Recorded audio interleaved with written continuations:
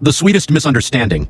Growing up in a bustling, loud, and incredibly tight-knit Italian-American neighborhood in New Jersey, Maya always felt like the main character of a cozy family movie. Her absolute favorite part of childhood was her relationship with her grandfather, Nonno Tony. Every single Sunday, the entire extended family would gather at his house, the air thick with the rich aroma of simmering marinara sauce and fresh garlic. The moment Maya would walk through the front door, Nonno Tony's face would light up. He would gently pinch her rosy cheeks, smile warmly, and call out, "How's my beautiful little polpetta today? Come sit next to me." Maya absolutely adored the name. To her young ears, the word polpetta sounded like a magical ancient European title reserved for royalty.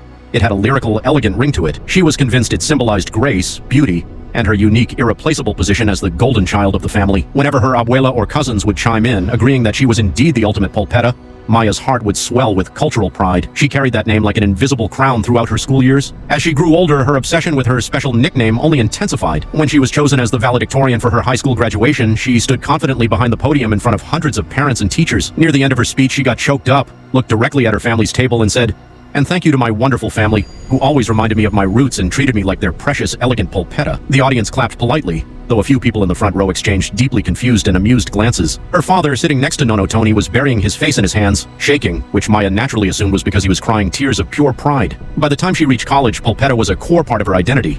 It was her email signature, her Instagram handle, @TheRealPolpetta, and she even had a delicate gold script necklace custom-made with the word. When she met her boyfriend Ethan, she told him it was a deeply sentimental family term of endearment. Enchanted by her passion, Ethan started writing, "Good morning, my stunning polpetta," in his daily text messages. Maya felt like she was living a bilingual fairy tale. The grand illusion finally shattered during her senior year of college, when she landed a dream study abroad semester in Rome, Italy. She was ecstatic to finally visit the land of her ancestors and use her beloved nickname with actual Italian people who would truly appreciate its deep poetic beauty. On her very first night, she sat down for a welcome dinner with her elegant Italian host family. Eager to make a great impression and connect with them, Maya beamed and announced, "You know, I feel so at home here. My nonno has called me polpetta my entire life because I am the sweet, graceful princess of our family."